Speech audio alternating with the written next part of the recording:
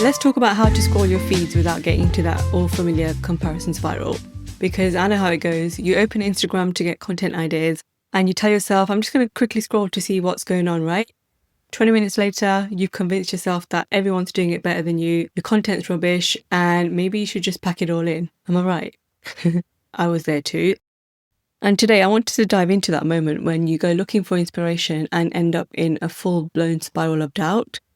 Because the thing is, as introverts, we're actually more prone to this than extroverts because we're natural observers.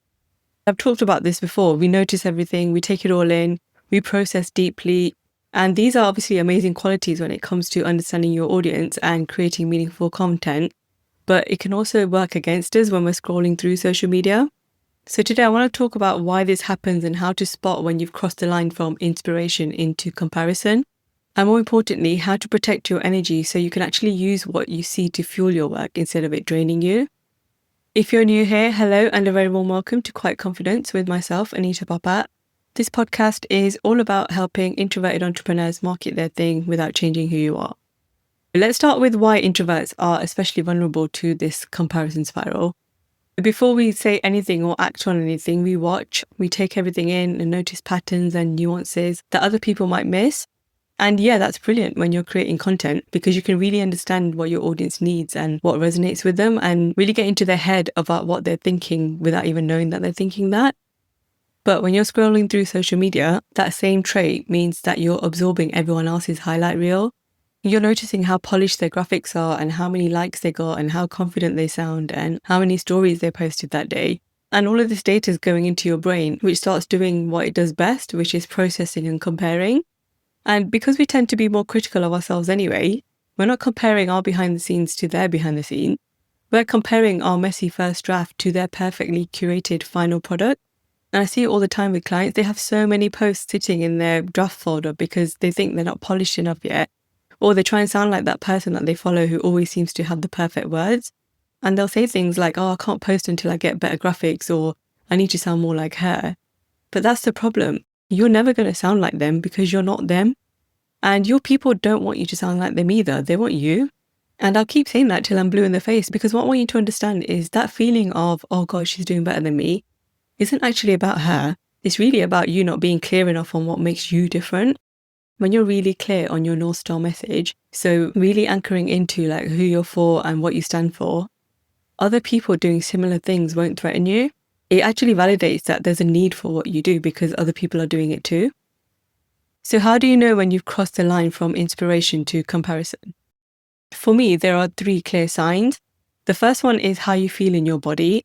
When you're genuinely inspired, you feel energized. You get ideas and you think, oh, that's interesting. I wonder how I can do that in my own way. And you'll feel like creating something. But when you've tipped into comparison, it feels heavy. Like you might get that sinking feeling in your chest or your stomach and start second guessing everything. And instead of wanting to create, you want to hide.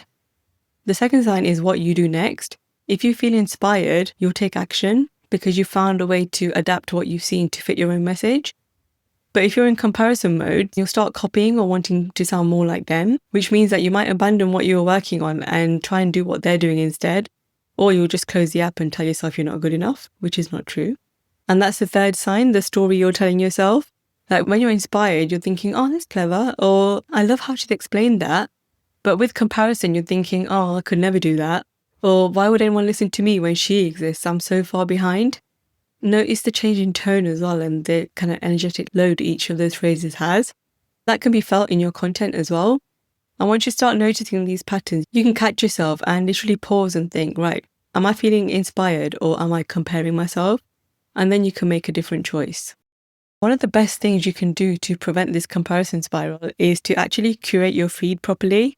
And I know that sounds really obvious, but most people don't do it. You need to be really ruthless about who you follow and what content you're consuming. Because if someone's content is consistently making you question your worth or feel less than them, then just unfollow them. It doesn't matter if they're successful or if everyone else follows them or if they're in your industry. If they drain your energy, they don't get to be on your feed. Simple as that. I've unfollowed people because their energy just doesn't work for me. And that's fine. It doesn't mean that they're bad at what they do. It just means that they're not for me. Instead, I follow people who make me think, yes, this is how I want to show up. People who are doing interesting things in their own way and who feel genuine and grounded and whose content genuinely inspires me to want to create and put my own spin on things, so I'm not hiding. And I also follow people outside of my industry as well.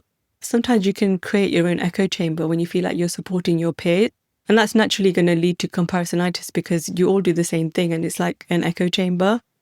So I follow people outside the industry like artists, writers, and people who have nothing to do with marketing because they're going to inspire me in completely different ways. And they also remind me that there's more to life than business content, which is really important when you're building a personal brand because sometimes we're all in our little bubble. Have a look at your feed right now and just think, is anyone making me feel rubbish? And if they are, this is your permission slip to unfollow them. Your feed should feel like good vibes only, otherwise you're not going to want to be there. Now, here's something that might change how you view social media content because this is how I use it. I very much treat my reactions to content as market research. So when I'm scrolling my feed and if I see someone's post doing really well, instead of thinking, oh, why didn't I think of that? I think, oh, interesting. What's resonating here? What are people responding to? And how does that connect with what my audience needs? Or if I see someone talking about something I was planning to talk about, instead of scrapping the idea and thinking, oh, they've already said it, I'm not going to bother, I just think, okay, how would I say this differently? What angle would I bring that's unique to me? And for me, if you look at all my content, it's literally all focused around the introverts angle. So it's pretty easy for me to do. And that's a completely different energy, right? You're gathering information instead of measuring yourself against everyone else. And that shift from comparison to curiosity is everything. I also pay attention to what makes me feel something when scrolling. Like if I read a post and I think, oh my God, yes, I save it in an inspiration folder. And then I'll think about why did it land? Was it the way they told the story? Was it a specific example they used? Was it the way they presented the information? And then I'll think about how I can bring some of that inspiration into my own content without copying what they did. Because the chances are, if someone made me feel seen, it's going to make my audience feel seen too when I share it in my own way. And that's really fun to do as well because it gets your creative juices flowing. And the last thing I want to talk about is knowing when to just step away. Sometimes the best thing you can do is to just get away from all the noise and literally do anything else. Go for a walk, make a cup of tea, read a book, stare at the ceiling, just stop scrolling. Because no amount of scrolling is going to give you clarity on your message. And no amount of watching other people's content is going to tell you what your people need to hear from you. That clarity will come from getting quiet, giving yourself some space and just tuning into yourself and reflecting on like the things your clients are saying and noticing what questions are coming up when people are inquiring with you. And also thinking about your own journey and maybe what you wish someone had told you a couple of years ago. So yes, use social media for inspiration, but your best content is not going to come from those apps. It's going to come from you.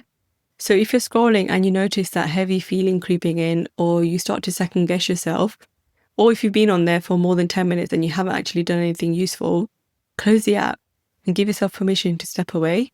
I promise you, nothing important is going to happen in the next hour that you need to know about. And your business will be absolutely fine without you doom scrolling through everyone else's content.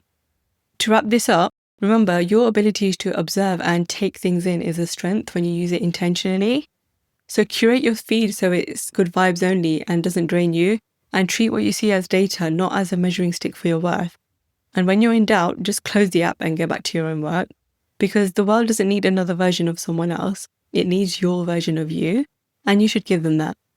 If this episode resonated with you, I would love it if you could share it with another introvert in business who might need to hear it. And if you want help getting really clear on your message so you can drop the comparison spiral for good, then DM me on Instagram. I'd love to chat to see how we could work together. Until next time, keep building your quiet confidence so you can make that loud impact you're here to make. And I shall see you next time.